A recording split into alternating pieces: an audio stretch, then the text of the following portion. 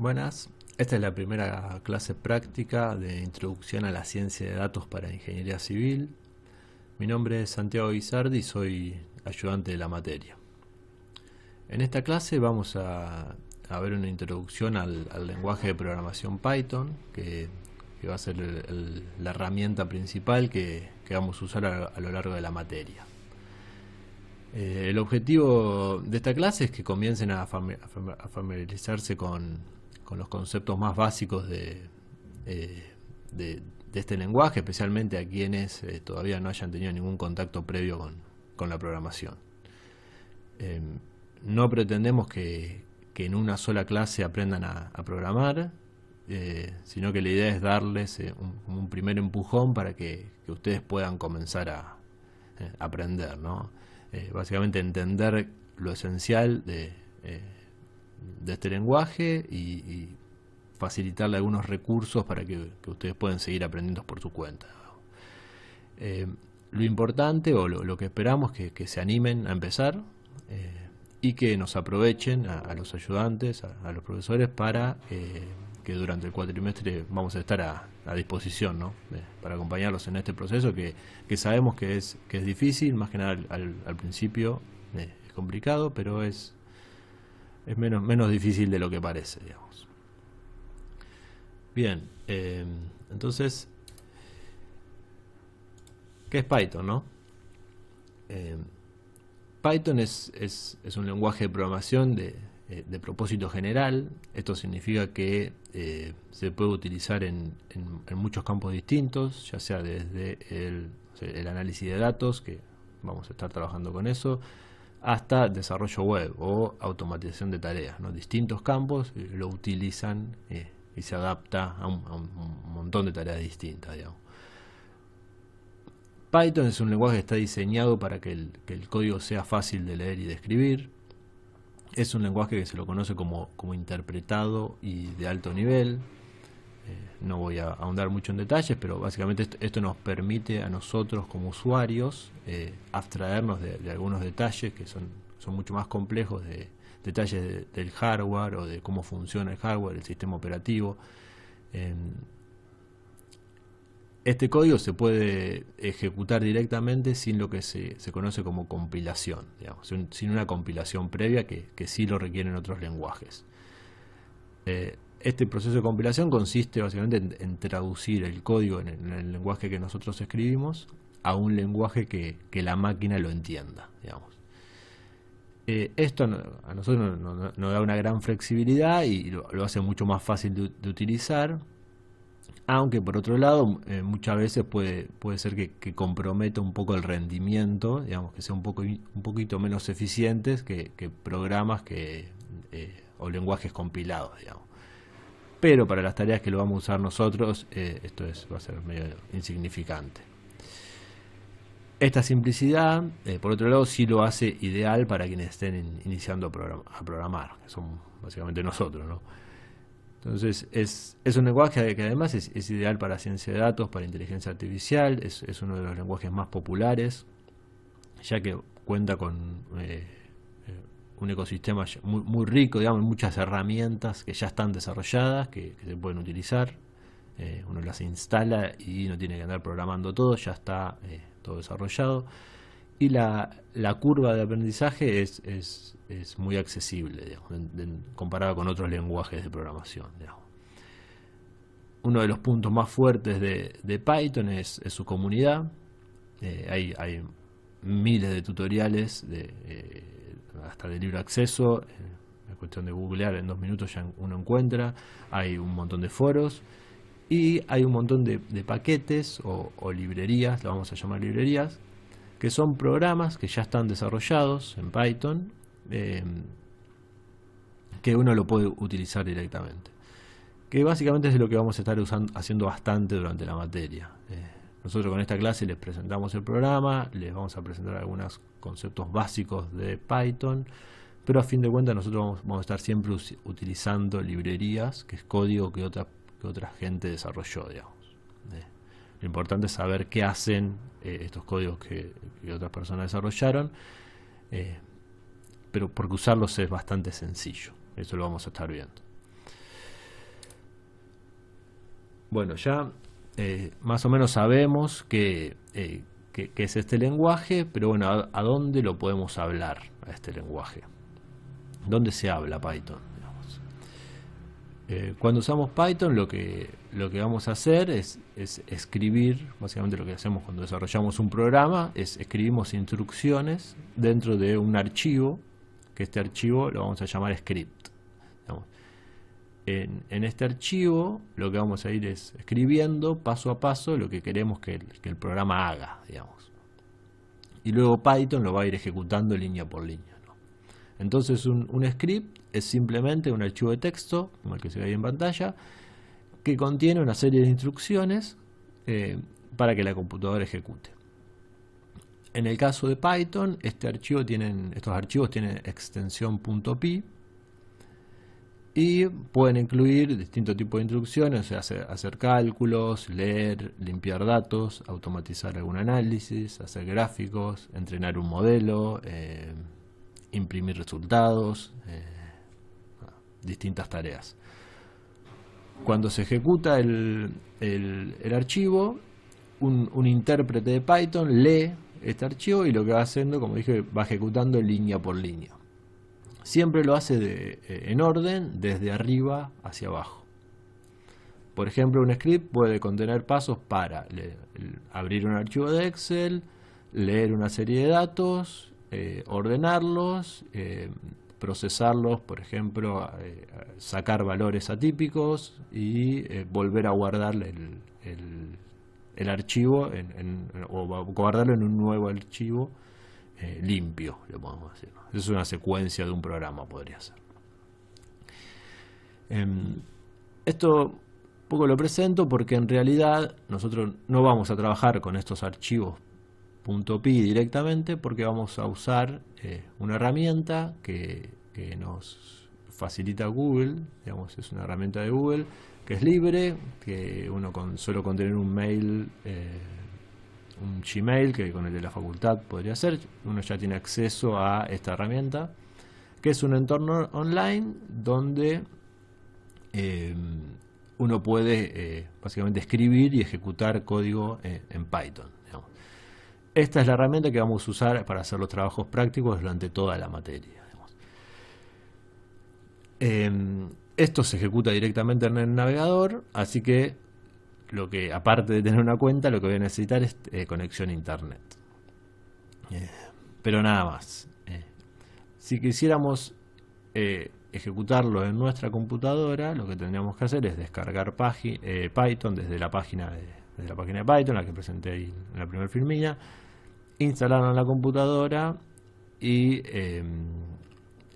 bueno, el que tenga ganas de hacerlo lo podemos ver en clase, pero después necesitamos un programa para donde uno puede escribir Python y nada, cada librería que uno después necesite la tiene que ir instalando. Es un poquito más complejo, tampoco es muy complejo de hacer, pero en Google ya esto está, con Google Colab ya esto lo tenemos todo resuelto, digamos. También es todo lo que desarrollemos en Google y que ejecutemos ahí dentro de Google Colab, esto corre en los servidores de Google, digamos, no usamos nuestra computadora, que eso también puede ser un limitante si no tenemos una computadora más o menos potente o no muy viejita, digamos, eso puede ser una limitante. Con Google bueno, usamos las computadoras que Google nos presta. Como dije, este Google Colab lo que nos permite, además de escribir y ejecutar código, es combinar texto, códigos, imágenes, gráficos. Nos permite básicamente hacer un informe y compartido entre distintos usuarios, digamos. Entonces son herramientas bastante prácticas para el desarrollo de trabajos prácticos. Acá lo presento así por arriba, pero después en el próximo video vamos a ver más en detalle cómo usar esta herramienta de Google Colab, digamos.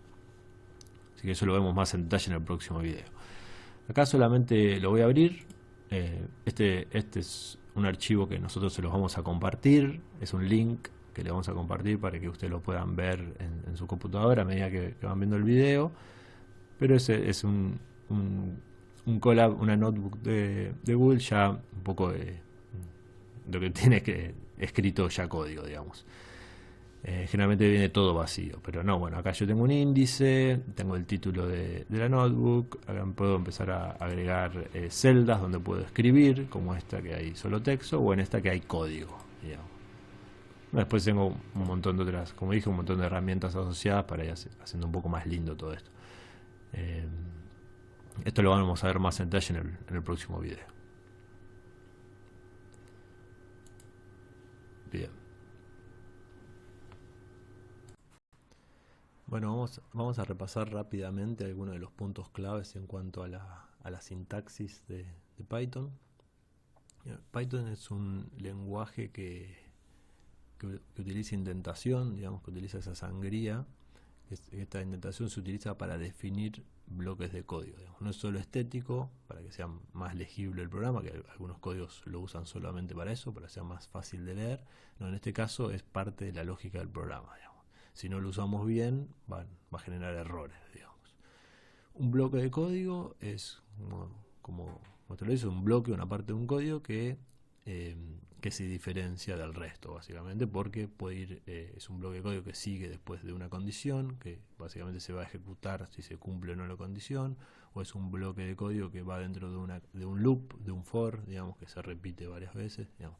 Entonces esta tabulación nos ayuda a eso, ¿no? A identificar un bloque de código. En vez de usar llaves o corchetes como usan otros programas, este solamente utiliza estos espacios, estos 4 espacios al principio. 4 espacios por lo general se suelen usar 4 espacios, pero también puede ser una tabulación, o creo que Google Colab admite 2 espacios también. Lo importante es siempre ser consistentes y usar siempre la misma indentación durante todo el documento, digamos. Los comentarios, bueno, un comentario es una línea que el programa va a ignorar, básicamente, una línea de texto, que en este caso es el hashtag, ¿sí? Lo que va después del numeral, digamos, es considerado comentario, digamos. Entonces el código eso lo ignora completamente, la máquina lo ignora. ¿Y para qué sirve? Bueno, sirve para entender o explicar con el lenguaje humano qué está haciendo el código o algún criterio que hay que considerar, en qué unidades va alguna variable o alguna consideración que el que ejecute el código tendría que estar al tanto, digamos. Muchas veces se utiliza para que luego un tercero que usa un código lo entienda rápidamente, o esto sepa de qué variables van, qué unidades van cada variable, o algunas cuestiones de ese tipo. Pero también muchas veces sirve para nosotros mismos, ¿no? Para lo que escribimos el código. Si pasó mucho tiempo desde que escribimos un código, es probable que algunas cosas nos olvidemos. Bueno, siempre está bueno, es una muy buena práctica dejar un código bien comentado para que luego el que lo agarre lo entienda de forma más rápida. En cuanto a variables de asignación, bueno, las variables son nombres que vamos a usar para guardar valores, básicamente, ¿no? Python, a diferencia de otros lenguajes, en Python no hace falta declarar el tipo de variables antes de asignar un valor. Lo que hace Python automáticamente le asigna el tipo de variable en función del valor que uno le pase, digamos. Acá vemos algunos ejemplos. Por ejemplo, a la variable nombre se le pasa el valor Lucía. Entonces, cuando se le pasa el valor, acá Python entiende que nombre va a ser o le asigna tipo como un tipo, un texto. Un poco en función del tipo de variable, Python nos va a permitir hacer determinadas tareas con esta variable, ¿no? En función de qué tipo de variable pertenezca. Entonces acá vemos 4 ejemplos, son los mismos que antes, en donde a una variable se le asigna un valor de tipo texto, a otra de tipo número, otra de tipo decimal y a otra de tipo booleano, una variable lógica, ¿no? En este caso hay true or false. Acá hay 4 ejemplos. Y con la función type lo que uno puede es, si le pasa como argumento, como parámetro la variable, la función type devuelve a qué tipo de dato es esa variable. En este caso la variable nombre es de tipo string y la variable edad es de tipo entero. Digamos. También acá vemos algunas operaciones básicas. como operaciones aritméticas, ¿no? Sumar, dividir, elevar una potencia. Operaciones más de comparación, esas son las que devuelven true o false, si se cumple o no la condición. Por ejemplo, acá 10, A es igual a 3, que A es 10 y B es 3, ¿no? En este caso es falso, A es mayor que a B, en este caso es verdadero, A es distinto a B, en este caso es verdadero, ¿no? Y bueno, hay operaciones lógicas, ¿no? And, or, not. Y si combinamos estas dos, también podemos llegar a algunas cosas parecidas a esta, ¿no? Por ejemplo, si quiero chequear que una edad está entre dos valores, bueno, la edad es mayor a 18 y es menor a 30. Bueno, si se cumplen las dos condiciones, devuelve un true, digamos. Entonces, entonces son algunas operaciones básicas que después nos van a servir para ir construyendo la lógica del programa, por ejemplo. Bueno, Python ya tiene funciones que uno no tiene que instalarlas ni definirlas previamente. Son las que vamos a llamar como funciones incorporadas, ¿no? Y se pueden usar directamente. Algunas de estas ya las estuvimos usando, como por ejemplo print, que lo que hace es mostrar el resultado en pantalla, muestra lo que uno le pasa entre los paréntesis, el argumento, el parámetro de la función print, es básicamente lo que uno le pone adentro. Entonces básicamente solamente lo que hace es muestra en consola lo que uno le pasa ahí. La función len, que te hace, obtiene la cantidad de elementos de una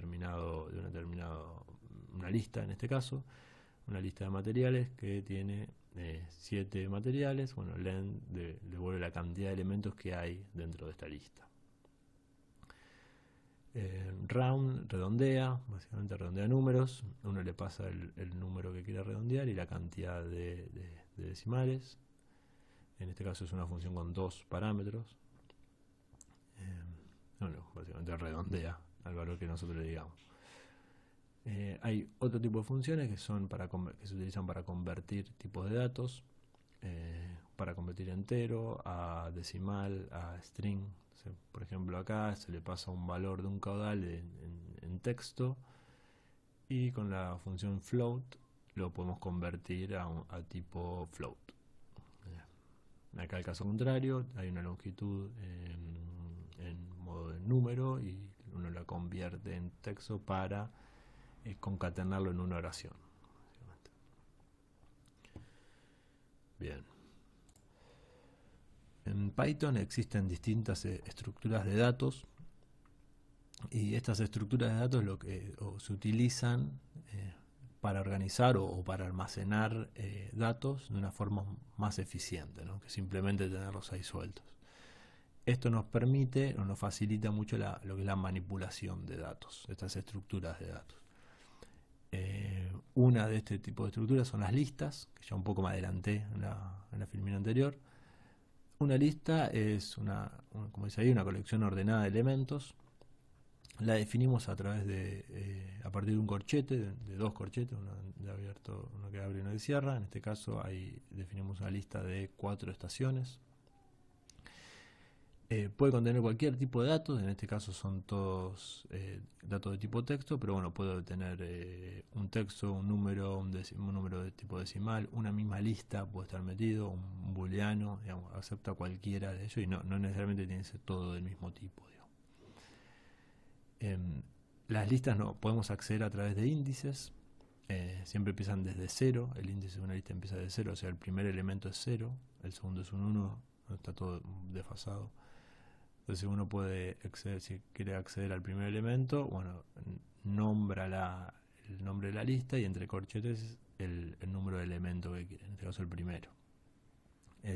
Acá el tercero, ¿no? El 1 sería el segundo, el tercero la paz, acá devuelve la paz. También puedo acceder al último, usando -1, por ejemplo. Acá hay un ejemplo de los índices para una lista. Como dije, empieza de 0 y el anterior es -1, ¿no? Entonces uno puede ir en los dos sentidos recorriendo la lista. También se pueden generar como slice o porciones de lista.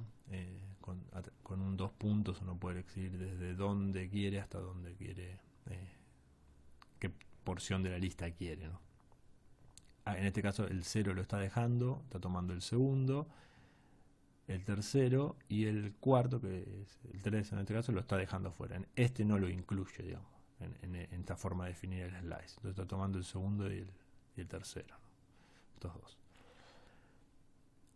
Las listas son mutables, lo que significa que se pueden modificar. Digamos, yo puedo ir modificando de uno a uno los valores, los puedo cambiar directamente ¿no? a través del índice, o también los puedo ir removiendo así, ¿no? apuntándole con remove tal elemento, entonces lo saca de la lista, y con happen lo que puedo hacer es agregar elementos a la lista. Entonces acá estoy sacando colón y estoy agregando corriente, ¿no? Y la lista pasa a tener esta forma. Con la función len, que vimos también hace un ratito, lo que puedo hacer es calcular la cantidad de elementos que hay en una lista. Entonces, esto también me estoy adelantando un poco.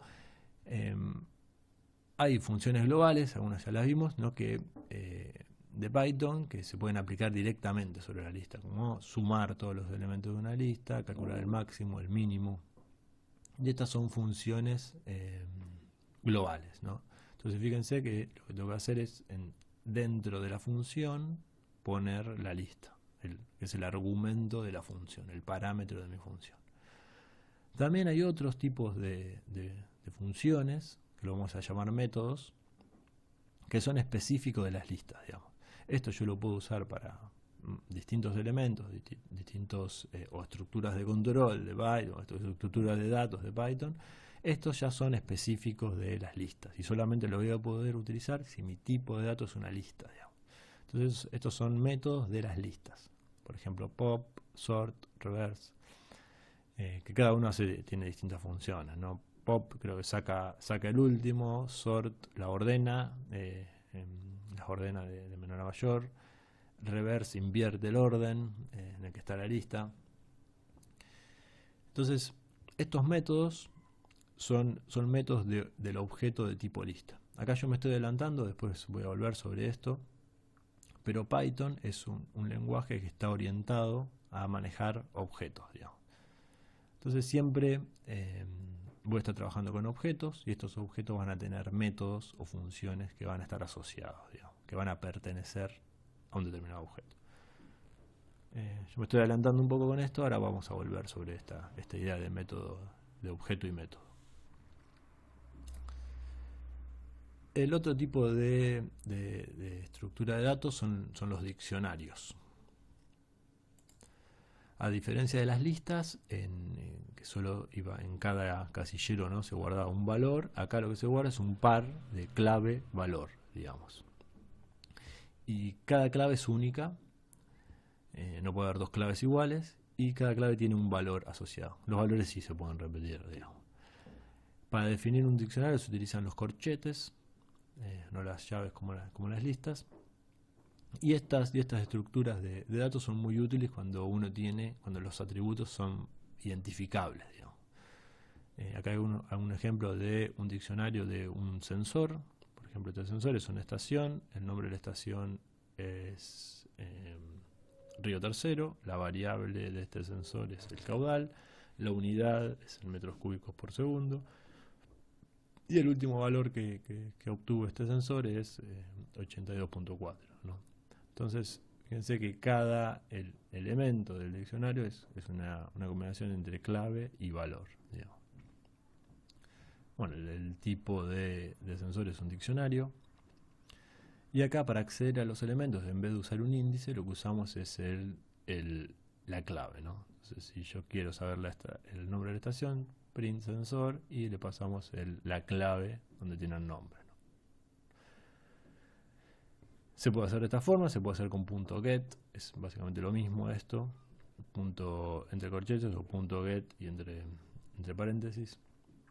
También puedo con print del diccionario .case, me devuelve todas las claves, y los values me devuelve todos los valores que hay en ese diccionario. También se pueden modificar los datos, al igual que las listas. Por ejemplo, estoy agregando una nueva clave que es valores, que es básicamente la serie de caudales que hay en este sensor. Al último valor lo estoy actualizando, o sea, lo estoy modificando. 82.4 pasa a ser 87.3. Y acá el último valor lo puedo sumar, lo agrego, ¿no?, a la lista de valores. Entonces puedo ir agregando nuevas claves, eliminando nuevas claves, también se pueden sacar. Acá no hay un ejemplo, se pueden eliminar, se pueden ir modificando lo que ya están, ¿no? Entonces es bastante flexible, los diccionarios son bastante flexibles. En Python existen distintas estructuras de control también. Estas estructuras son partes del código que permiten controlar o modificar el flujo de ejecución del programa, ¿no? Como habíamos dicho siempre el programa va desde arriba hasta abajo, del principio a fin, línea por línea. Bueno, estas estructuras de control permiten modificar un poco eso. Vamos a ver dos, principalmente, que nos van a permitir. Uno es tomar decisiones, que son los if, es decir, se va a ejecutar el bloque de código solo si se cumple la condición que está dentro del if. Pues estamos como modificando un poco el flujo, porque va a haber partes, si no se cumple va a haber parte que no se va a ejecutar. Por ejemplo, acá la resistencia es 30, si la resistencia es mayor o igual a 30, se imprime este valor. Si la resistencia no cumple esta condición, va a ir a ver si cumple la segunda condición del if. Si la cumple va a imprimir este valor, si no la cumple va a ir al else, que es el último. Si no se cumple ni esta ni esta, va al lo que queda, básicamente. En este caso es igual a 30, entonces lo que devuelve es alta resistencia. La otra estructura de control es los bucles, los for, digamos, que lo que nos permite es básicamente repetir acciones o repetir el mismo bloque varias veces. Acá es un loop que va a ir recorriendo cada uno de los elementos de la lista, y para cada uno de los elementos lo que va a hacer lo multiplica por 100, digamos, y lo imprime en pantalla. Entonces, esto se podría leer, para cada elemento que está en la lista pendientes, multiplicarlo por 100, que es P, ¿no? Ahora le asigna el valor P.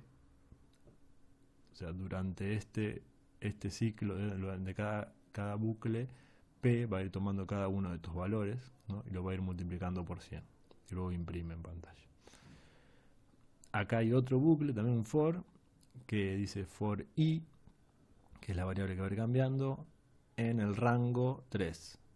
Y rango 3 es una función que lo que devuelve es números del 0 al n-1, ¿no? Entonces acá esto devolvería 0, 1 y 2, ¿no? Y acá lo que estamos haciendo es sumarle un 1 a ese valor. Entonces va a ser 0 más 1, 1 más 1, 2, 2 más 1, 3. Igual lo que va imprimiendo, ¿no? Después hay uno que es while, que básicamente mientras la condición se cumpla, se va a ir repitiendo el ciclo. Y esas son las más importantes que vamos a usar. En Python también podemos definir funciones. Una función es un bloque de código, digamos, que realiza una tarea específica. Entonces es muy útil para poder reutilizar el código, para no andar repitiendo, escribiendo muchas veces el mismo código, algo que lo voy a hacer muchas veces, ¿no? Entonces yo defino una función, después puedo reutilizarla muchas veces hasta cambiando los valores, los parámetros de entrada de estas funciones si es necesario. Entonces las funciones nos ayudan también a ordenar el programa, el código, hacerlo de una forma más modular, que es como se suele programar, y esto hace que sea mucho más fácil de leer y de mantener el código también. Para definir una función usamos la palabra clave de Python, que es def, seguida del nombre que le vamos a asignar a la función y de unos paréntesis, un par de paréntesis, y luego 2 puntos, digamos. Estos paréntesis pueden estar vacíos si la función no toma ningún parámetro, o pueden ser los distintos parámetros que entran a la función, digamos. Entonces acá vemos algunos ejemplos. Acá hay una función que no toma ningún parámetro, solamente lo que hace es imprime hola, bienvenido, digamos. Entonces yo defino la función y acá abajo lo que hago es llamar a la función, digamos. Yo a esta función le puse de nombre saludar. Entonces acá en el código, cuando el código venga, no va a leer esta función, no va a hacer nada. Cuando llegue al llamado de la función, recién va a venir a la función y va a imprimir, en este caso va a imprimir esto, digamos. Acá hay otra función que lo que tiene es un parámetro, pero por defecto ya tiene un valor. Entonces lo que hace esta función es, si no le pasamos ningún parámetro, lo que hace es utilizar el valor que tiene por defecto, en este caso visitante. Entonces decir hola visitante. Si le pasamos un parámetro, un valor a este parámetro que es el nombre, este visitante se reemplaza por el parámetro que le estamos pasando y ahora va a ser hola Carlos en este caso. También hay funciones con múltiples parámetros, ¿no? En este caso hay un solo parámetro, acá hay dos parámetros. Esta función lo que hace es calcula el área de un rectángulo en este caso. Entonces uno le pasa la base y la altura y devuelve. En este caso estas funciones imprimían un valor en pantalla, pero no devolvían nada. Devuelve el área del rectángulo. Entonces fíjense que acá yo llamo a la función, pero no, el valor que devuelve la función no se lo asigno a nada, digamos. Básicamente porque no devuelve nada esta función. En este caso, como hay un return que es la multiplicación, esa multiplicación la está devolviendo y la está asignando a la variable a. Entonces, lo que pongamos digamos, lo que salga de la función se asigna a esta variable, digamos. Después, bueno, me queda el valor del área calculado, me queda dentro de la variable esta. Si lo quiero imprimir, lo puedo imprimir, por ejemplo. Bien, estas obviamente son funciones súper simples. Ahora vamos a ver algunas un poquito más complejas. Bien, para empezar a cerrar, me parece importante que tengan una idea general de cómo está pensado Python por dentro, digamos. En este curso, más que aprender a programar, vamos a aprender a usar de distintas herramientas o las herramientas que nos proporcionan distintas librerías que vamos a ir viendo durante la materia. Python es un lenguaje orientado a objetos, lo que significa que es un lenguaje que está diseñado para usar y manipular objetos. Entonces, en la mayoría de las librerías con las que trabajemos vamos a usar objetos, o vamos a usar objetos generados a partir de clases que nos van a brindar estas librerías. En Python básicamente todo es un objeto, ¿no? Desde los números, los textos, las listas, ¿no? Hasta las funciones son objetos. Entonces, para definir un objeto vamos a usar una clase. Una clase la podemos pensar como un molde, y un objeto es una instancia concreta creada a partir de este molde, de esta clase, digamos. Y cada objeto creado tiene un conjunto de atributos, que son datos, y un conjunto de métodos, que son acciones o funciones que puede realizar este objeto. Este concepto puede ser un poco complicado al principio, pero es más fácil de entender con un ejemplo simple como el que vemos acá. Entonces acá tenemos la clase probeta de hormigón. Esta clase vemos que tiene tres funciones. Una primera función init, que es el método constructor, digamos, todas las funciones la tienen, y cada vez que llamo a una clase, todas las clases la tienen, cada vez que llamo a una clase, esta función init se ejecuta de forma automática. Entonces acá vemos que tengo la clase definida. Para definirla, como dice acá, se crea con la palabra class, el nombre de la clase, dos puntos, y ahí se desarrolla en un bloque indentado toda la clase. Y acá vemos cómo llamamos a esta clase, cómo inicializamos un objeto de esta clase. Esta clase lo que crea son probetas. Entonces acá creo la primer probeta. Y acá en init, en la función init, vemos los parámetros que hay que pasarle a esta clase para crear el objeto, para crear un objeto probeta.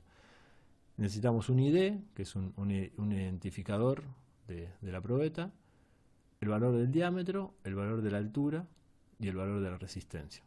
Que esto acá se lo estamos pasando a probeta 1, le estamos pasando estos valores. Entonces una vez que se inicializa esta probeta, inmediatamente se corre esta función y ya probeta 1 tiene los atributos que les pasamos al iniciarla, ¿no? Entonces los atributos de la clase probeta son el ID, el diámetro, la altura y la resistencia. A su vez, esta clase tiene dos métodos. Uno que se utiliza para calcular el volumen de la probeta y otro para verificar si se cumple una norma o no. Entonces una vez que yo creé la probeta, lo que puedo hacer es calcular el volumen. Entonces a probeta 1, que es un objeto, le aplico el método calcular volumen y esto me devuelve el volumen de esta probeta, que lo guarda en la variable volumen, ¿no? Lo que estoy llamando es esta función. Si vemos un poquito acá adentro, esta es una función que no requiere parámetros, ya que utiliza los parámetros ya son propios del objeto este, que utiliza el diámetro y la altura para calcular el volumen. El siguiente método que tiene es verificar si cumple la norma. En este caso, este método sí requiere un parámetro, que es la resistencia mínima con la que tiene que comparar para ver si se cumple o no la norma. Entonces, el valor de la resistencia ya lo tiene, es uno de los atributos del objeto, y para calcular si cumple la norma o no, aplica este método en el cual hay que pasarle la resistencia mínima con la cual verifica. Entonces luego hace la comparación y devuelve si la probeta cumple o no la condición. Como creé un objeto, puedo crear otro objeto, que es probeta 2. Pero ahora va a tener otro identificador y puede tener otros valores, tanto de radio, de diámetro, como de resistencia. Por eso decimos que la clase es como un molde que va a generar distintos objetos. Esta forma de trabajar, así simple como la vemos, la vamos a ver replicada en un montón de librerías con distintos métodos. Y si vamos un poco para atrás, esto ya lo vimos cuando trabajamos con listas. En este caso, los métodos del objeto lista, usamos pop, sort, reverse, ¿no? En este caso, el objeto es una lista que tiene estos métodos, ¿no?, que puedo utilizar. Entonces, esta forma de trabajar en Python es la que se va a repetir constantemente. La mayoría de las clases que vamos a usar en este curso no las vamos a crear nosotros, sino que las vamos a importar de distintas librerías. Entonces, ¿qué es una librería? Ya lo nombré un par de veces. A una librería la podemos definir como un conjunto de código, de funciones, de herramientas que ya escribieron, que ya fueron escritas por otros usuarios, por otras personas, que nosotros las podemos descargar e incorporar a nuestro programa, digamos.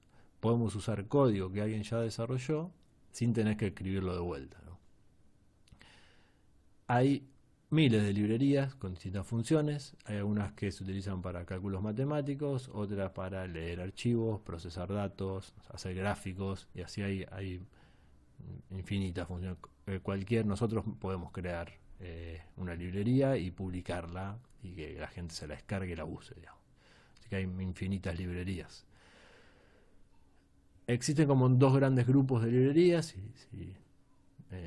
una forma de dividirlas, que son las librerías estándar, los que ya vienen instaladas cuando me descargo Python y lo instalo. Ya hay algunas librerías que ya vienen instaladas, que no requieren hacer nada, solamente importarlas para usarlas, como por ejemplo Math, que está acá, o Datetime, que se utiliza para el manejo de fechas de horas.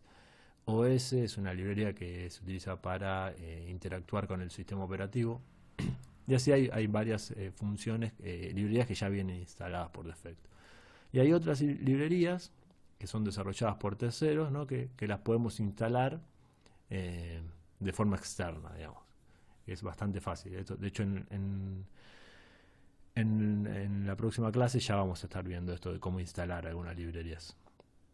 Em, por suerte, Google Colab, la herramienta con la que vamos a trabajar, ya además de las librerías estándar, ya muchas de las librerías más comunes o las que más se utilizan ya las tiene instaladas, digamos. Así que eso no requiere instalación.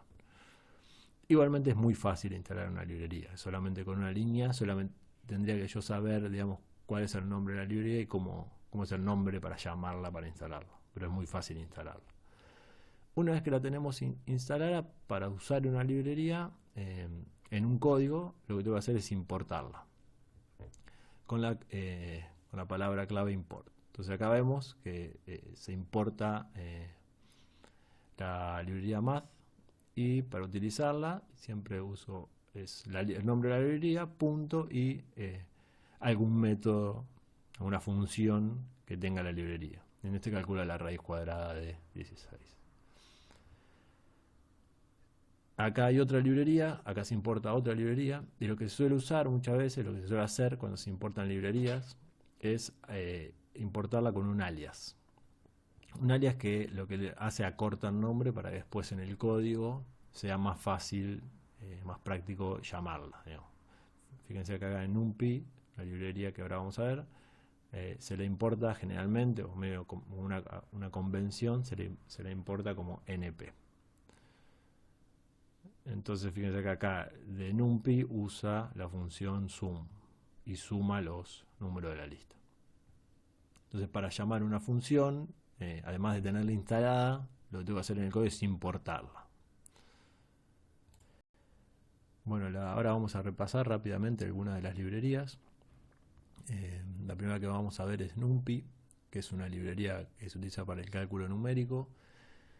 Se utiliza principalmente para trabajar con arrays, que son una especie de, son como vectores o matrices, y permite realizar operaciones matemáticas avanzadas de manera muy eficiente, digamos.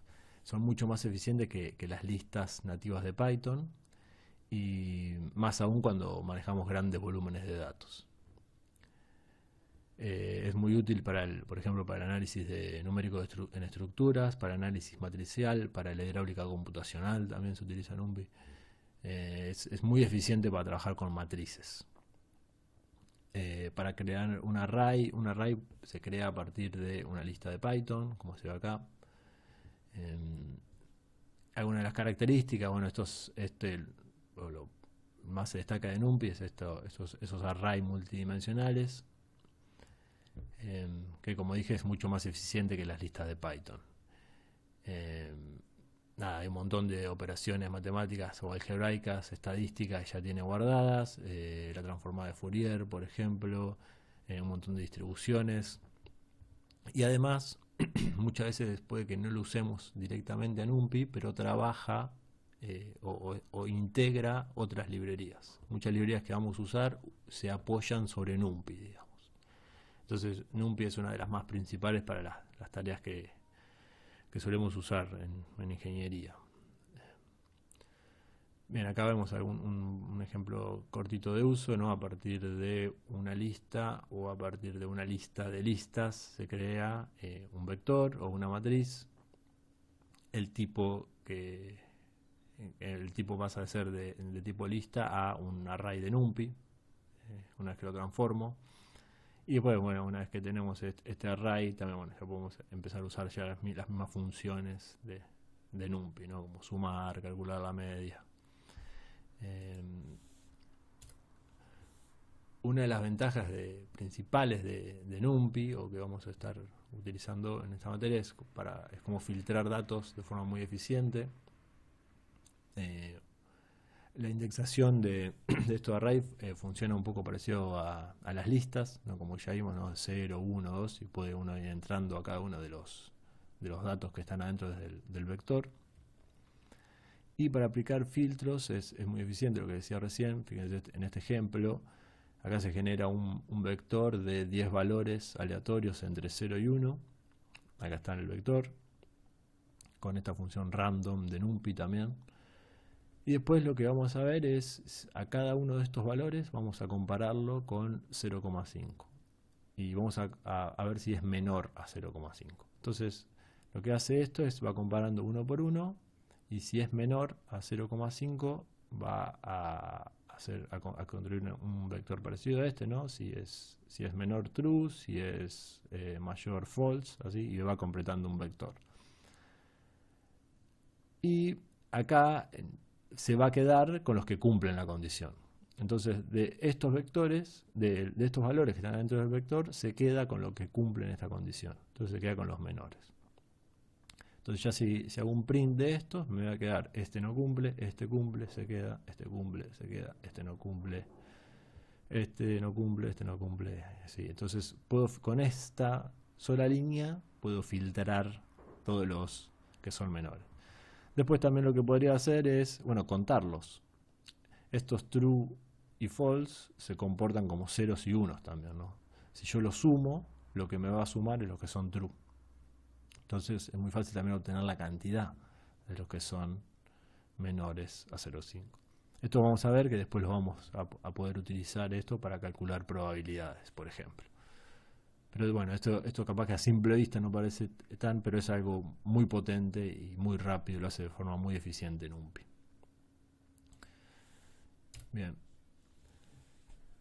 Todas las librerías tienen una documentación, digamos. En la documentación que hay, bueno, de todo. Digamos, la documentación no es solamente un manual técnico, sino hay explicaciones de cada una de las funciones, cada una de las clases, explica detalladamente cada uno de los parámetros de las funciones. Además hay muchos ejemplos de uso de cada una de estas funciones, hay guías, hay tutoriales. Nada. Es muy recomendable siempre que trabajamos con alguna librería nueva entrar a la página, recorrerla un poco y ver todo lo que hay. Nada, acá se las presentamos y les mostramos un ejemplo de cómo se lee esta documentación, que en general son todas muy parecidas la forma de leer la documentación. Acá, por ejemplo, la función array para crear estos vectores, estos array de NumPy. Fíjense, lo que pide esta función es, acá están todos los parámetros que le podemos pasar. Y fíjense que primero tiene un objeto, que básicamente es una lista, que lo explica lo que acepta en este primer espacio.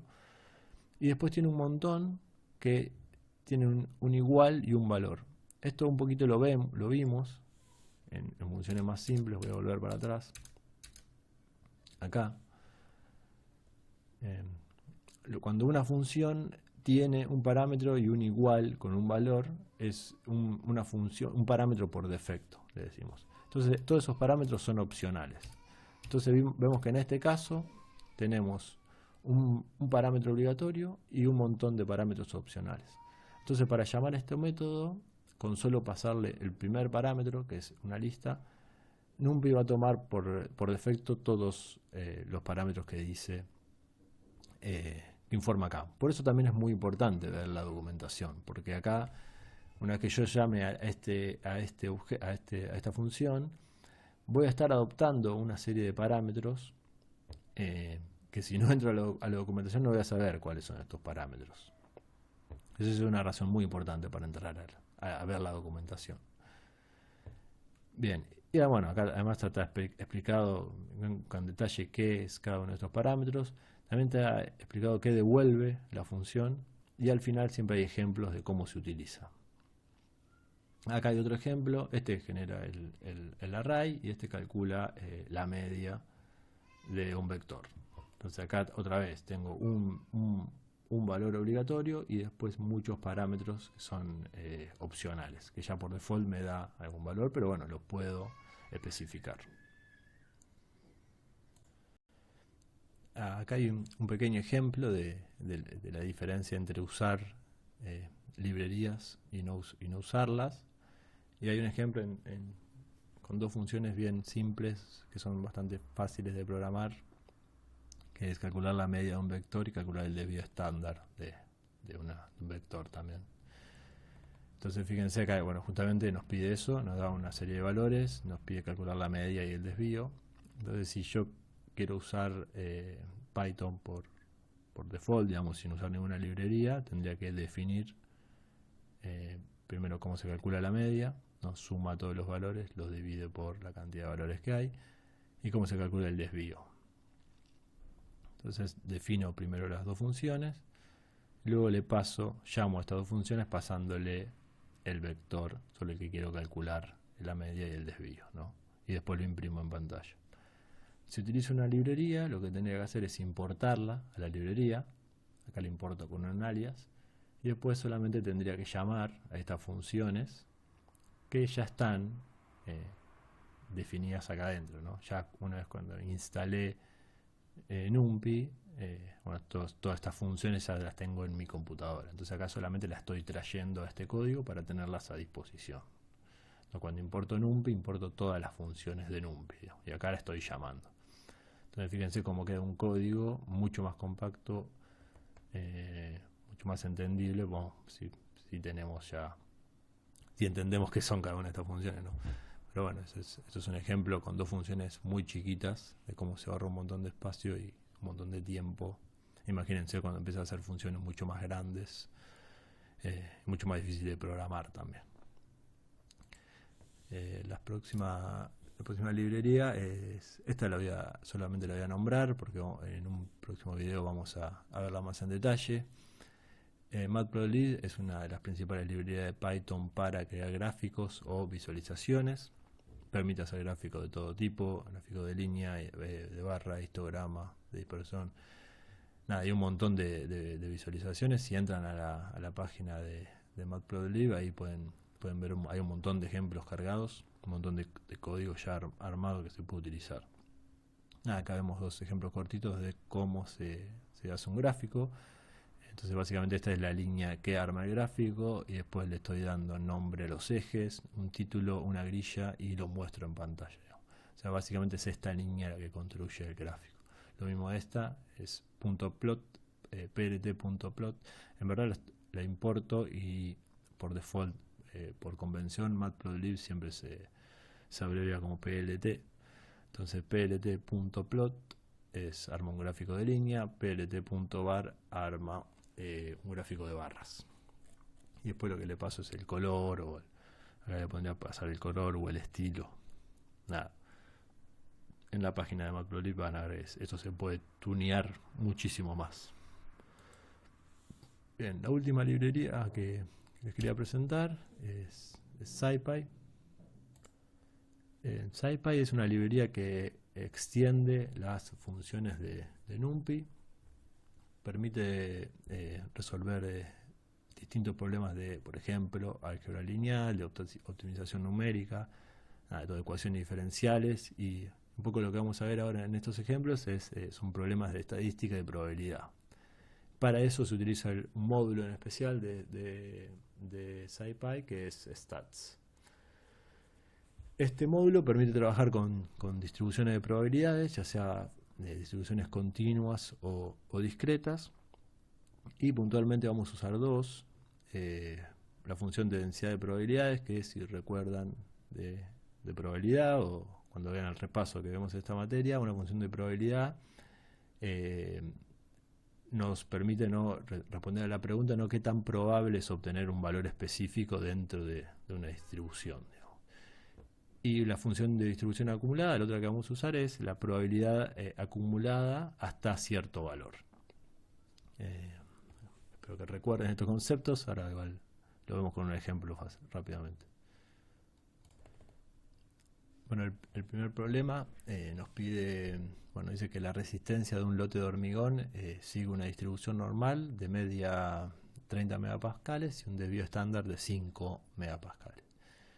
Y nos pregunta cuál es la probabilidad de obtener una probeta con una resistencia menor a 25 megapascales. Entonces vamos a ver un código chiquito cómo resolver esto. Primero importo las librerías, voy a importar NumPy, voy a importar Matplotlib y SciPy. De SciPy no voy a importar toda la librería, fíjense que dice de SciPy importo norm. Entonces no traigo toda la librería como estoy haciendo acá, acá estoy importando una función. Entonces acá defino la media y el desvío, que son datos del problema. Acá lo que estoy haciendo es crear un vector con NumPy. Para eso lo estoy importando a NumPy.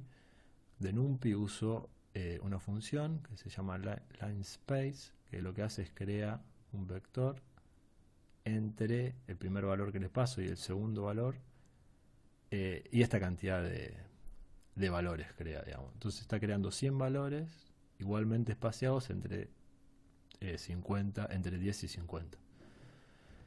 Después, con esta función que importó de scipy.stat, fíjense que acá está de norm, que es la distribución normal, porque también es un dato del problema, utiliza la función de densidad de probabilidades y la calcula sobre todo el vector, digamos. Es decir, para todos los valores es entre 50, para los 100 valores que hay entre 10 y 50, calcula la probabilidad a partir de esta media y este desvío. Entonces acá le queda un vector de probabilidades, ¿no? Y acá simplemente lo que hace es un gráfico de línea, donde para cada valor entre 10 y 50 tengo la probabilidad asociada. Y el resto solamente son detalles gráficos. ¿Sí? En el valor justo 25, que es el para el que me piden calcular la probabilidad, o para valores menores a 25, lo que estoy generando es una línea vertical. Esa B corta es de vertical en el valor 25. Y le estoy diciendo que el estilo de la línea sea punteada. Y este label que le paso acá es el que se va a ir a la leyenda. Fíjense, acá le estoy diciendo, bueno, agregame la leyenda también. Y para que el nombre de la leyenda es el que le paso en el label. Y acá también, ¿no? Cuando hago la línea le digo, bueno, esta es la distribución normal. Estos son los 25 megapascal. Y ahí me aparece en la leyenda. Bien, entonces acá tengo la función de densidad de probabilidades de mi muestra. Entonces lo que me pedía era calcular la resistencia la probabilidad que sea menor, que una probeta sea menor, que tenga una resistencia menor a 25. Entonces, para responder esta pregunta, lo que vamos a usar es la función de distribución acumulada. La función de distribución acumulada es CDF, se llama como punto CDF, acá la estoy llamando. Y esta función lo que hace es devuelve la probabilidad acumulada hasta un determinado valor. Básicamente el área que hay bajo la curva hasta los 25 megapascales, de menos infinito a 25. Que esta área bajo la curva es lo que representa es justamente la probabilidad de que una probeta, de que el valor de resistencia de alguna de las probetas sea menor a 25 megapascales. Entonces esto ya directamente me devuelve la probabilidad de eso, de que el valor sea menor a 25. Acá expresado en porcentajes, ¿no?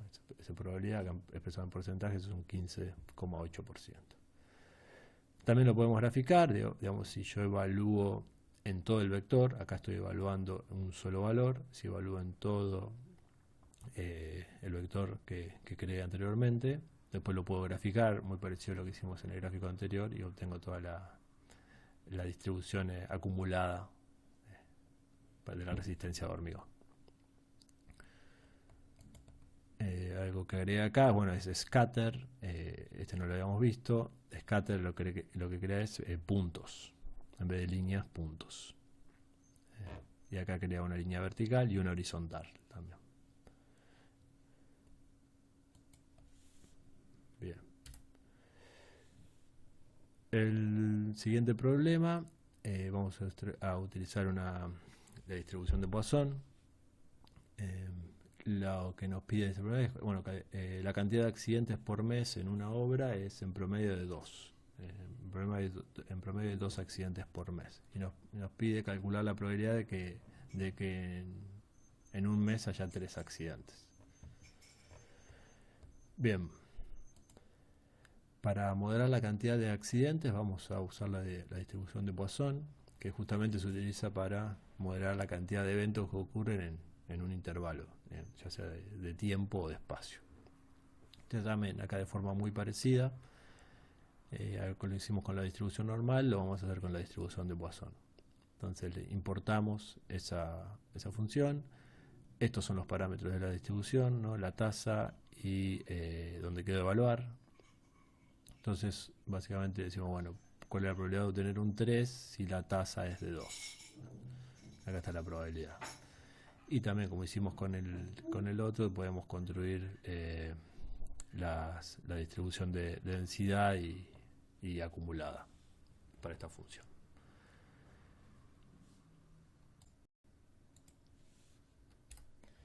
Y ahora sí, para cerrar, les dejo algunos recursos, algunas páginas, unos libros, eh, para el que quiera arrancar con Python o profundizar un poco más. Eh, Como les comentaba al principio, acá por el tiempo que tenemos, se hace muy difícil, ¿no?, que nosotros enseñemos a programar en el poquito tiempo este. Eh, la idea es que ustedes aprovechen las clases de consulta que van a tener, las clases prácticas, pero es necesario que practiquen en sus casas. Bueno, y para eso hay un montón de recursos, como dije al principio también, hay un montón de recursos disponibles en el campus. Si van a la sección recursos, hay algunas páginas ahí, la documentación, algunos cursitos, algunas notebooks ya están preparadas para que quiera arrancar. Y también, bueno, como les comenté, hay un montón de páginas web o de libros gratuitos. Acá les dejo algunos, pero bueno, hay un montón más, ¿no? Así que el que esté interesado ahí, recorra un poco, que hay cursos que son bastante amigables, hay libros que se pueden descargar de forma gratuita con un montón de ejercicios, un montón de práctica, un montón de guías y nada. Y cualquier duda la podemos ver en clases.